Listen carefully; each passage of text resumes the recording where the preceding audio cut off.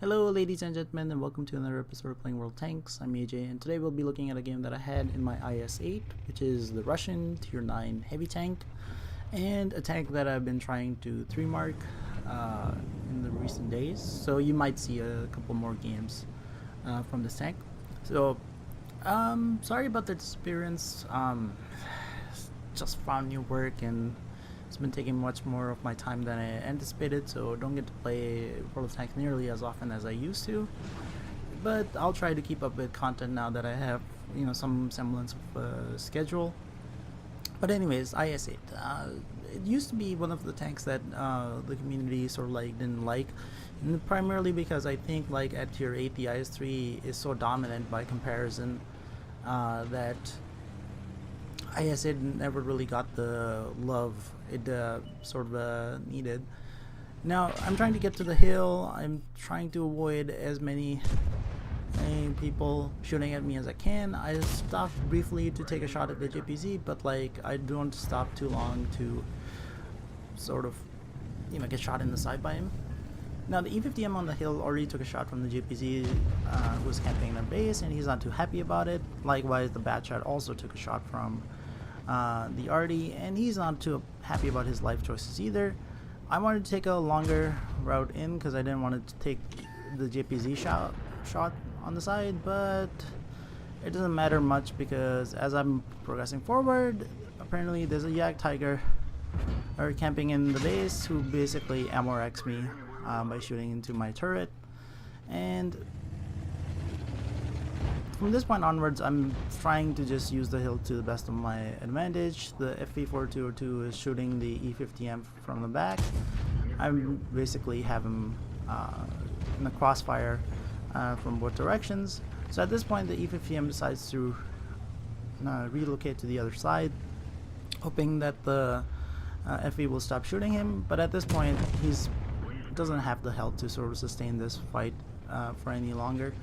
Now at this point, the JPZ is foolishly moving forward just because, again, like before, I have his side, and him not being a turreted tank destroyer puts him in a bind where he can't actually move forward and shoot, at his flank at the same time. So he should have just stayed back, maybe taken some artillery shots. It would have been painful, but he would have survived longer, maybe done more damage.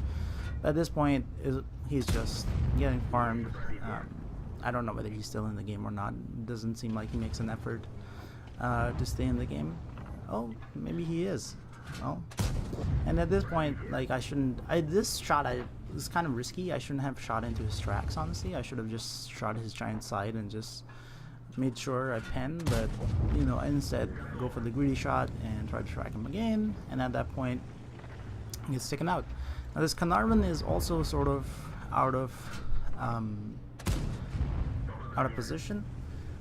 Now that shot, the reason why it didn't do any damage is because probably I shot down into his tracks, and those tracks essentially, the shot essentially went through his tracks and straight into the ground instead of actually doing damage, so I should have aimed a little higher. At this point, it doesn't really matter. He's tracked and in range of a lot of people shooting him. So at this point, the IS8 sort of shines is because it has a very punchy gun. Oh, hello. ISU camping up top, and he gets taken out.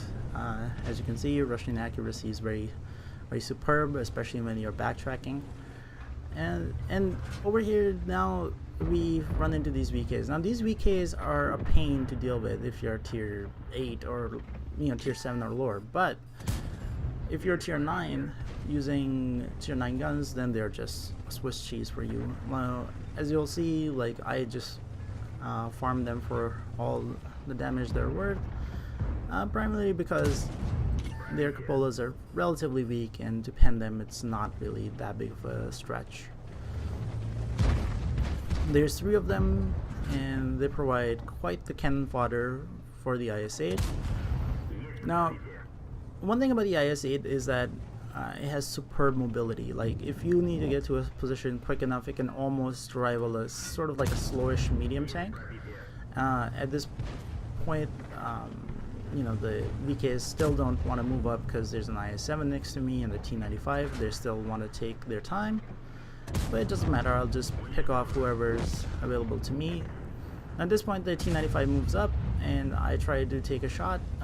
Now here I make another mistake. I should have not, like, if I was gonna fire that shot, I should have just repaired, you know, my crew before I actually fired the shot instead of firing and then repairing it. Might as well just wait it at that point. You know, again, VK, you know, being a little too aggressive, not understanding that, you know, the position I have is far superior to his. And you know, generally the VK line is not my favorite anyways, just because they're either really overpowered at lower tiers or really underpowered at higher tiers, so it's a difficult balance with that tank.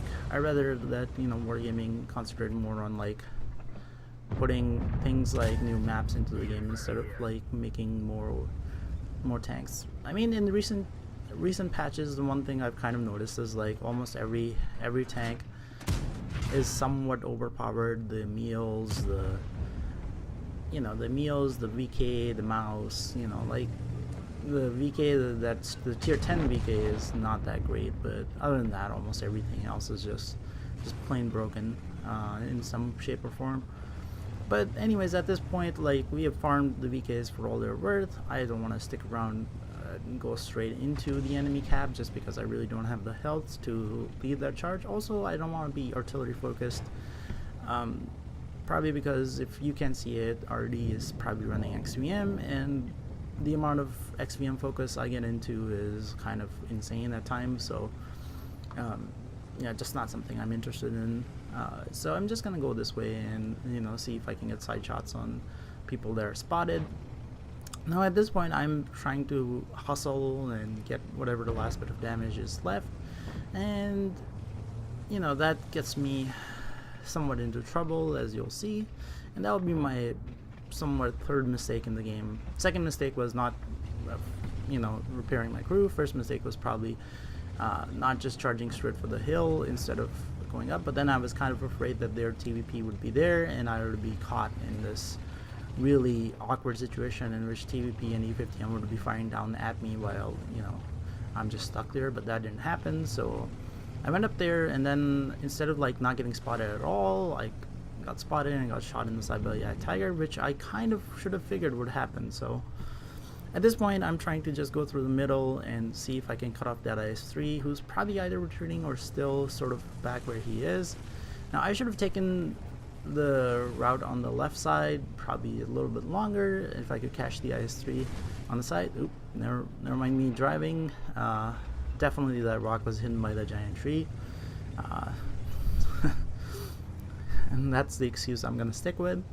So anyways, at this point, I'm just, you know, looking in the middle. I know the Yak Tiger went back just because he would have either been spotted or, you know, oh, there he is, or he would have actually, you know, gotten some, you know, shots in while I was progressing over here. At this point, I put one shot into him and maybe a blind shot. Actually, I think that was blind shot actually hit just because there was no splash. For that, now I get greedy. I try to cut in through the middle and get spotted by the Yak Tiger and almost make into cover, but the Yak Tiger gun aims really fast and got taken out. So hopefully you guys enjoyed this video. Feel free to like and subscribe, and I'll see you on the next episode of Playing World of Tanks.